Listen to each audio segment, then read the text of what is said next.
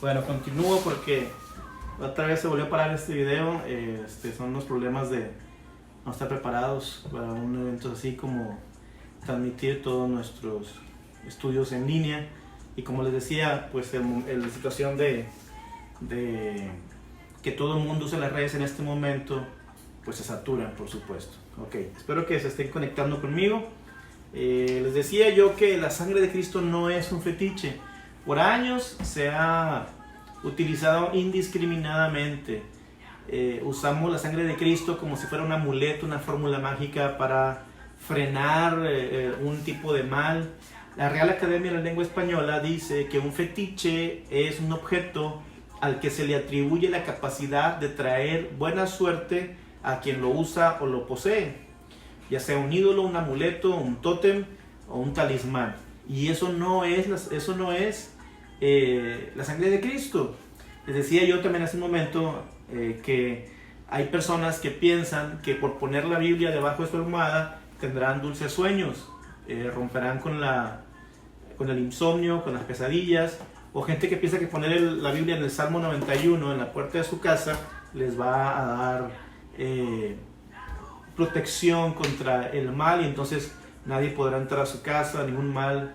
Y no se trata de eso. También les comentaba yo que de pronto hay gente que envía por WhatsApp las cadenitas o imágenes del Salmo 91, que el Salmo es una excelente palabra, es palabra de Dios, una promesa rica para nosotros, pero que no es un amuleto. Es decir, no porque yo repita el Salmo 91 quiere decir que no me va a pasar nada, porque la palabra de Dios tiene que ver con mi relación con Dios. Es decir, no se trata de un libro de oraciones, como si me dijera alguien, pásame la oración para leerla y poderla, que me cubra. No, es mi relación con Dios.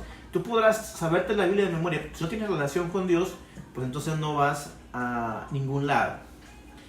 Entonces la sangre de Cristo, que se ha usado indiscriminadamente por años, como si fuera algo mágico que te libre de cualquier amenaza, no es un fetiche, es algo más que eso. Entonces, ¿qué es la sangre de Cristo? La función principal de la sangre en el ser humano es transportar oxígeno y sustancias nutritivas a las células de todo el cuerpo. Además, en su recorrido por el cuerpo recoge el dióxido de carbono y otros desechos.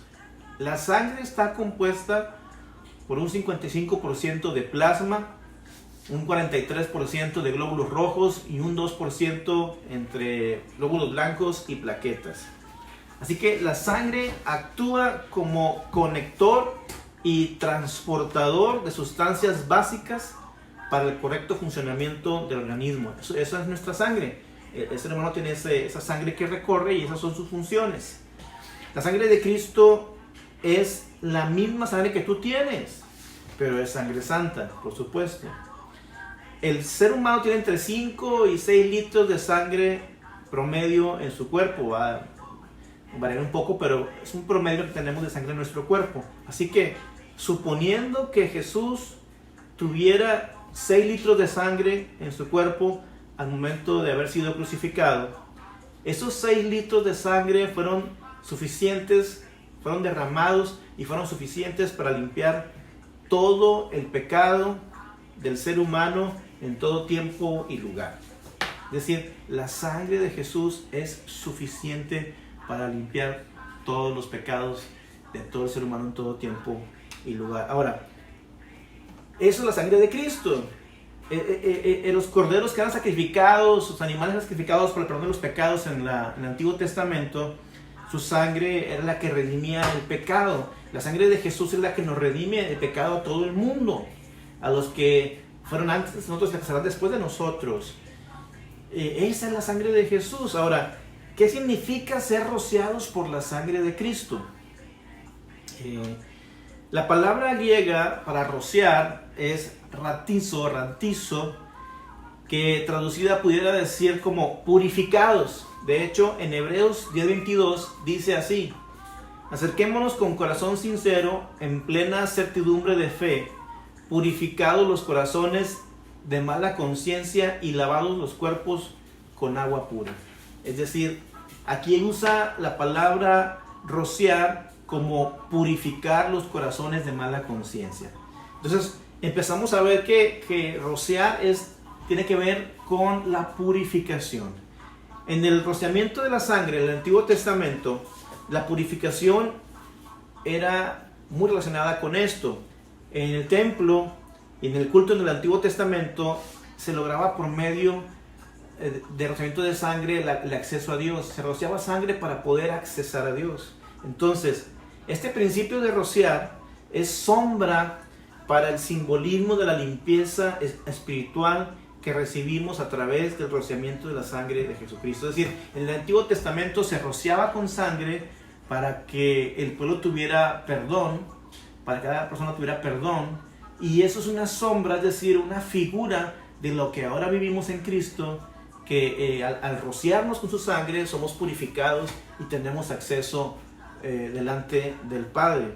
En la ley de Dios dada a Moisés se ordena que se rociara sangre. Era parte de los sacrificios que se le ofrecían a Dios.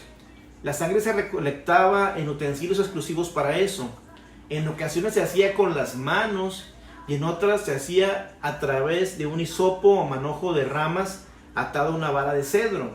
Pero era parte de ese proceso, sacrificio, ese ritual, esa liturgia, la sangre ser utilizada para rociar.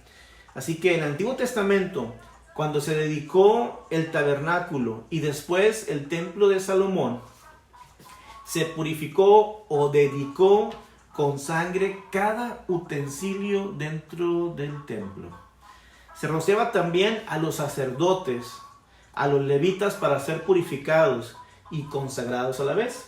Se rociaba el altar del templo, el propiciatorio, entre otros. En Éxodo 29-21, en donde Dios ordena a Moisés rociar con la sangre del sacrificio y con el aceite de la unción a Aarón y a sus hijos, y así quedarán santificados, es decir, dedicados al sacerdocio, apartados para el servicio al Señor. Es decir, Dios le pidió a Moisés que rociara a Aarón y a sus hijos con sangre para que quedaran santificados, purificados, apartados para el servicio de Dios en el templo, en el tabernáculo en este caso. En Hebreos 9, del 19 al 21, podemos leer, si me acompañan, Hebreos 9, versículos 19 al 21, dice: porque habiendo anunciado Moisés todos los mandamientos de la ley a todo el pueblo, tomó la sangre de los becerros y de los machos cabríos con agua, lana escarlata e hisopo, y roció el mismo libro y también a todo el pueblo, diciendo: esta es la sangre del pacto que Dios os ha mandado. Y además de esto, roció también con la sangre del tabernáculo y todos los vasos del ministerio. Y casi todos purificados según la ley con sangre, y sin derramamiento de sangre no se hace remisión, dice en Hebreos 9:21. Ahí nos enseña que Moisés roció al pueblo y al libro de la ley. El término griego usado aquí hace referencia a purificar otra vez. El versículo de Hebreos 9:20, Moisés dice: esta es la sangre del pacto que Dios os ha mandado. Entonces, la sangre era utilizada para purificar, para apartar, para santificar desde el Antiguo Testamento. Cuando Moisés roció la ley y el pueblo, nos enseña algo más y algo más de consagración. Esto es dedicación a Dios y a su palabra. Nos enseña que ya hay una pertenencia, ya hay un sello. Es dedicado, sí, pero a través de un sello, y ese sello era la sangre. Entonces el rociamiento de la sangre de Jesús sobre nosotros no solo nos limpia de pecado, que es lo primero que hace, sino que nos consagra para la voluntad de Dios, nos consagra para hacer la voluntad de Dios, y además nos da el sello de que somos hijos de Dios, tenemos una pertenencia. Por eso 1 Pedro 1:2 dice también para obedecerle. Es decir, el rociamiento de sangre nos ayuda a obedecer al Señor. En el Antiguo Testamento, una vez al año, el sumo sacerdote entraba al lugar santísimo donde estaba el arca del pacto. Dentro del arca había las tablas de los 10 mandamientos, una porción de maná, el pan que descendió del cielo, que vino por la queja de Israel en el desierto y luego Dios les dio el pan y después, como les predicaba el domingo, murmuraron contra ese pan los israelitas. Dentro del arca también estaba la vara de Aarón que reverdeció.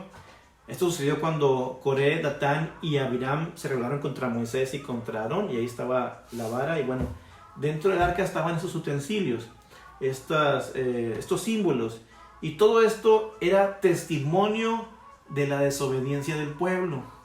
Y la sangre encima de esto es el propiciatorio hacia Dios para que lo mirara no con juicio, sino con perdón. Es decir, una vez al año entraba el sacerdote amarrado de sus lomos por si había algún pecado y caía muerto, y rociaba la sangre en el arca que contenía estas cosas, las tablas de Moisés, la vara de Aarón y el maná, y era como decirles, ese pecado, esa rebeldía que hay en ustedes es cubierta por la sangre la sangre en ese momento, el sacrificio, ¿verdad? Todo esto era un testimonio que se vino a cumplir en Jesucristo, quien derramó su sangre por nosotros para purificarnos. En el propiciatorio, el cual era la tapa o la cubierta del arca de oro, el sumo sacerdote esparcía la sangre del cordero para hacer expiación por los pecados suyos y los del pueblo. Esa cubierta tenía además 2 querubines de oro que, unidos por sus alas, la cubrían, y con sus rostros los querubines miraban el propiciatorio, o sea, estaban en esta forma viendo hacia el propiciatorio. Primera de Juan, el antiguo pacto era una sombra y un símbolo del nuevo pacto. La sangre de animales era imperfecta. Por eso dice el Antiguo Testamento que esa sangre expiaba los pecados, es decir, los cubría. La palabra expiar se traduce del hebreo kafar, que además significa cubrir. Pero ahora la perfecta sangre de Jesús nos limpia. No nos cubre simplemente, sino que nos limpia de todo pecado. Por eso dice la Biblia, ahora sí, en 1 de Juan, capítulo 1, versículo 9, si confesamos nuestros pecados, Él es fiel y justo para perdonarnos y librarnos de toda maldad. Es importante notar que esta sangre de Cristo es aplicada al alma del individuo, no a su cuerpo. No es que alguien vaya a la iglesia y nos bañe en una reunión de iglesia, o que tengamos una reserva en tanques de sangre de Jesús. No es así, sino que nuestra alma es la que es rociada y esa es la que es justificada delante de Dios. De hecho, Hebreos 9:14 dice, ¿cuánto más la sangre de Cristo, el cual mediante el Espíritu Eterno se ofreció a sí mismo sin mancha a Dios, limpiará nuestras conciencias de obras muertas para que sirváis al Dios vivo? En Hebreos 10:22, un capítulo adelante, si me acompañan, Hebreos 10:22, dice, acerquémonos con corazón sincero, en plena certidumbre de fe, purificados los corazones de mala conciencia y lavados los cuerpos con agua pura. Es decir, la Biblia aclara que los corazones son purificados o rociados, no el cuerpo. O sea, no es que nuestro cuerpo sea purificado, sino es una consecuencia después de, pero lo que nos rocía es nuestra alma, nuestros corazones, nuestra conciencia, nuestras emociones, aquello que nos motiva, nuestra voluntad, pues. Por otro lado, la sangre de Cristo nos da poder para vencer al enemigo. Entonces, número 1, la sangre de Cristo nos purifica, nos rocía para ser purificados. Número 2, nos da poder para vencer al enemigo. En Apocalipsis capítulo 12, versículo 11, apúntele ahí, Apocalipsis capítulo 12, versículo 11 dice, y ellos le han vencido por medio de la sangre del Cordero y de la palabra del testimonio de ellos, y nos menospreciaron sus vidas hasta la muerte. Fíjese lo que dice aquí el apóstol Juan, que ellos le han vencido, dice, por medio de la sangre del Cordero. La sangre de Cristo tiene poder contra el enemigo. ¿Por qué?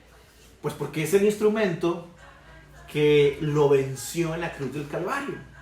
la sangre derramada en la cruz del Calvario vence al enemigo, porque toda el acta de decretos que había en nuestra contra, que nos era contraria, dice Colosenses 2:15, 14 y 15, fue quitada, fue rota, fue deshecha. Ya no hay nada, porque según Colosenses 2, versículos 14 y 15, esa acta fue destruida. ¿A través de qué? A través de la sangre de Jesucristo. Entonces, la sangre de Jesús tiene poder para vencer al enemigo. Además, en Éxodo capítulo 12, si me acompaña, Éxodo capítulo 12, apúntele por favor ahí, versículo 23, dice así, Éxodo 12, 23, porque Jehová pasará hiriendo a los egipcios, y cuando vea la sangre en el dintel y en los dos postes, pasará Jehová aquella puerta, y no dejará entrar al heridor en vuestras casas para bien. Leemos que el pueblo de Israel fue guardado en Egipto. La muerte no tocó sus puertas de la casa de los israelitas y no destruyó los primogénitos, pues al ver la sangre, dice la palabra, pasó por alto esas casas. Por esa razón, cuando rogamos en oración para que el Señor nos cubra con la sangre de Jesús, somos protegidos contra ataques del adversario en cualquier situación, incluso al inicio de esta reunión, de esta transmisión, o en un culto dominical. Insisto, no es un fetiche, pero hay base bíblica para pedir que su sangre nos cubra de los ataques del maligno. Y no solo esto, sino que también la sangre de Cristo nos ayuda a vencer toda conducta recibida por herencia, influencia ambiental o decisión propia. En 1 de Pedro capítulo 1, versículos 18 y 19. Acompáñenme por favor, anótele ahí. 1 de Pedro, capítulo 1, versículos 18 y 19 dice: sabiendo que fuisteis rescatados de vuestra vana manera de vivir, la cual recibisteis de vuestros padres, no con cosas corruptibles como oro o plata, sino con la sangre preciosa de Cristo, como de un cordero sin mancha y sin contaminación. Es decir, que las conductas equivocadas que heredamos de nuestros padres, o de la influencia del ambiente donde vivimos, o de nuestras propias decisiones, nos traen consecuencias tales de destrucción. Pero la sangre de Cristo, dice ahí, la sangre de Cristo es la manera en la que nos rescata. Es decir, fuimos rescatados por la sangre de Cristo. Lo dice el apóstol Pedro. No lo dice otra persona, inspirado por el Espíritu Santo. Pedro nos dice que somos rescatados de la vana manera de vivir que heredamos de nuestros padres. La sangre del Señor Jesucristo hace una obra nueva en nuestra conducta. Así, cuando un creyente revela que aún está preso en algún tipo de comportamiento que no glorifica al Señor, podemos orar firmando nuestra fe o afirmando nuestra fe en esa promesa de la Escritura que nos garantiza la victoria en esa lucha por medio de la sangre de Jesús. Es decir, la sangre de Jesús nos ayuda a vencer todas nuestras conductas equivocadas. Jesús dijo, acompáñenme por favor allí a Juan capítulo 6, versículos 53 al 54, si me puede acompañar por favor. Dice Juan, el Evangelio de Juan capítulo 6, versículos 53 y 54, dice: de cierto os digo, si no coméis la carne del Hijo del Hombre y bebéis su sangre, no tenéis vida en vosotros. El que come mi carne, dice Jesús, y bebe mi sangre, tiene vida eterna, y yo le resucitaré en el día postrero. Dice el Evangelio de Juan capítulo 6, versículos 53 y 54. Es decir, no se trata de que comamos literalmente la sangre de Jesús, pero sí se trata de que ese derramamiento en la cruz de la sangre de Cristo trae a nosotros la esperanza de vida eterna, trae a nosotros la purificación de pecados, la consagración o apartarnos del mal para la vida en santidad, el poder para vencer el pecado, el poder para librarnos del ataque del enemigo. Eso hace la sangre de Cristo. En Levítico leemos que la vida de un ser vivo está en su sangre. Levítico 17:11, que la vida está en la sangre. De la misma manera, la vida eterna está en la sangre de Jesús. Ya por su sangre nos ha redimido para Dios de todo linaje y lengua y pueblo y nación, y nos ha hecho para nuestro Dios reyes y sacerdotes, y reinaremos sobre la tierra, dice Apocalipsis capítulo 5 versículos 9 y 10. Es decir, su sangre nos ha redimido para nuestro Dios. Entonces, la vida eterna realmente está en nosotros apegarnos y creer en la redención que ha hecho Jesús con su sangre de nuestras vidas. Así que de pronto podemos encontrarnos con gente que usa indiscriminadamente la sangre de Cristo, y no se trata de que sea para nosotros ni un fetiche ni un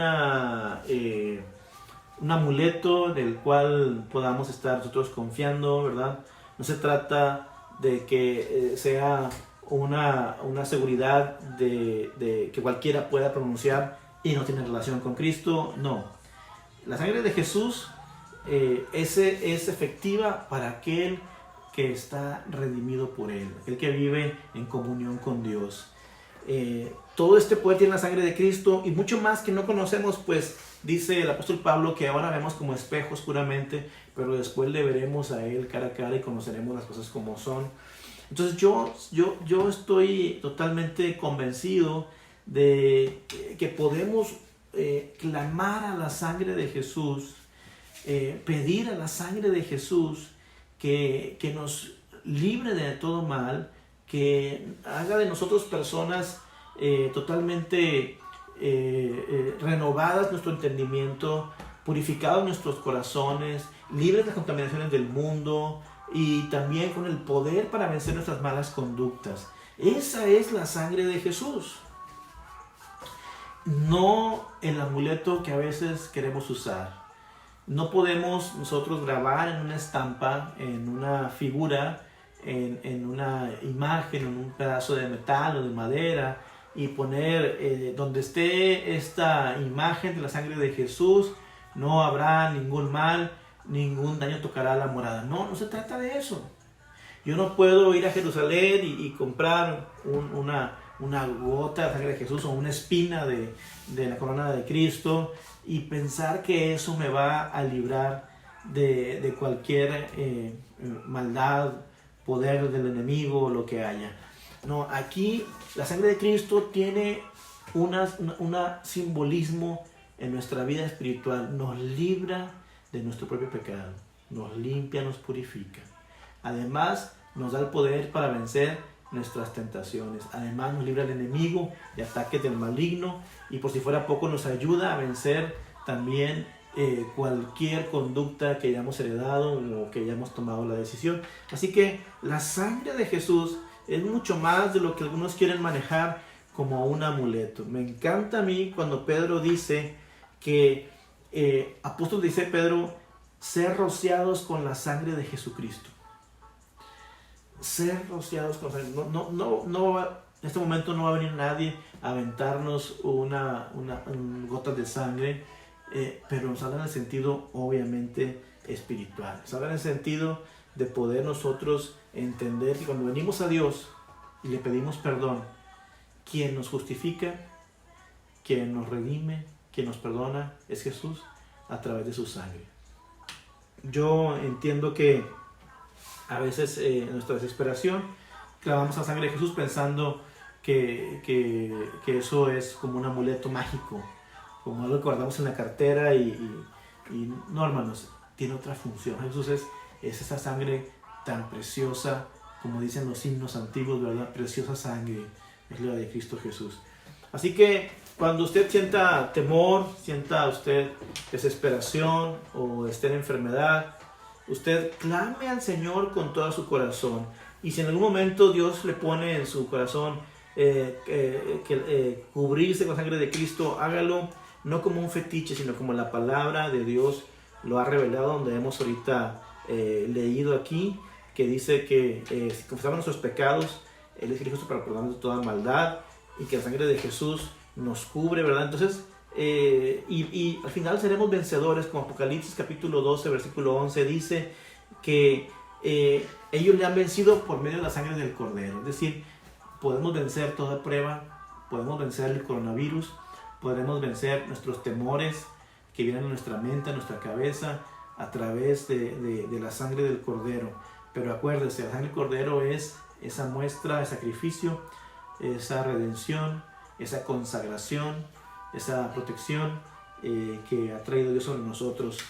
Si alguna persona que no tiene comunión con Dios, que no conoce a Dios, que no le interesa orar, que no le interesa leer la Biblia, que no le interesa asistir a una iglesia, congregarse, ser parte de una familia cristiana, quiere usar la sangre de Cristo, pues no le va a funcionar.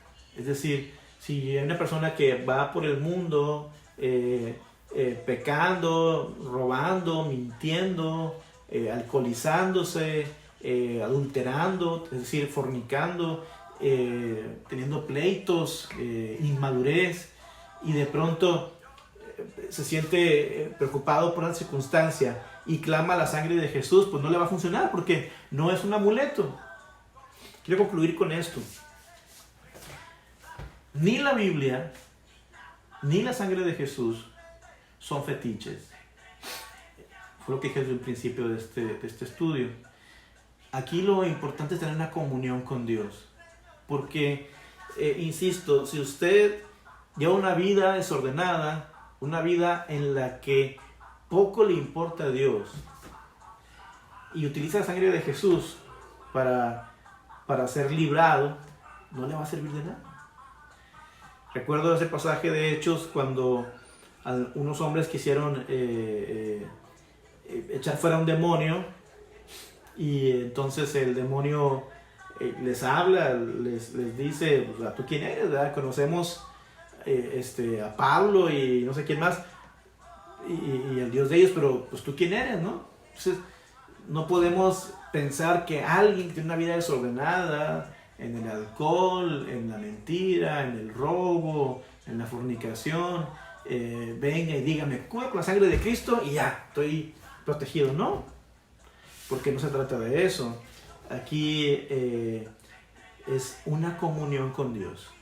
Cuando hay comunión con Dios, cuando hay relación con Dios, cuando hay una constante búsqueda de su voluntad, del Espíritu Santo, de estar nosotros en verdadera adoración, cuando podemos confesar que Él es nuestro Señor y Salvador, cuando dependemos de Él para cualquier decisión que tomamos, entonces sí entramos en esa protección, esa cobertura de Jesús, de Dios Padre, del Espíritu Santo, y clamamos la sangre de Jesús conforme la Biblia lo dice, y no como un amuleto que podemos utilizar a nuestro antojo para que nos traiga buena suerte o nos traiga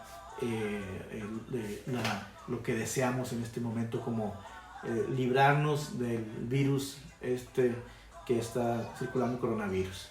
Así que, amados hermanos, mediten en los pasajes que les di, mediten en los versículos que leímos ahorita, en esta palabra. No quiero hacer muy extenso este estudio, solo media hora, para que ustedes sigan comentando en casa, sigan ustedes hablando un poquito más de la sangre de Cristo, sigan ustedes recordando el pasaje del Antiguo Testamento y Nuevo Testamento, y apliquen a su vida, a su familia, el consejo de la palabra de Dios en esta noche.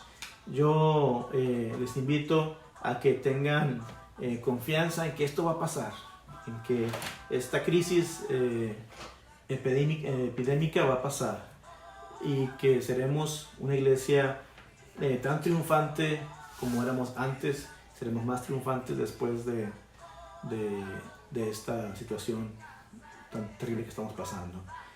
Acordémonos de la gente que menos tiene, porque yo comentaba en las redes sociales hace un tiempo, que hay gente que no se puede dar el lujo de dejar de trabajar, que tiene que mantener a su familia, hay gente que vive el día, que no tiene dinero ahorrado, o no puede esperar a que la quincena le van a depositar, o el viernes le van a depositar su semana, su quincena, que tienen que salir a trabajar todos los días para poder comer.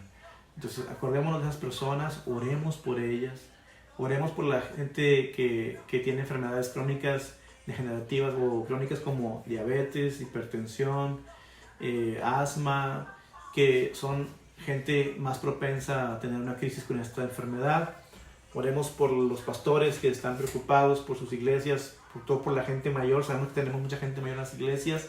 Esperemos que ninguno de nosotros tenga una crisis como esta, y si la tenemos, bueno, confiamos en Jesús y en su voluntad, pero oremos para que todos, después de esta crisis, todos estemos juntos otra vez, como dice ese canto antiguo.